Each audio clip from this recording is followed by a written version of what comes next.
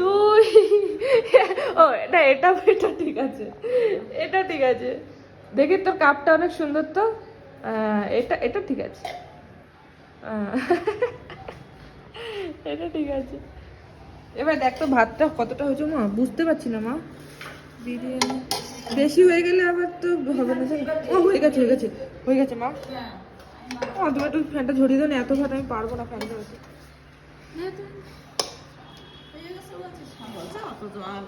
এবার চিকেনটা আমি ম্যারিনেট করে ফেলি।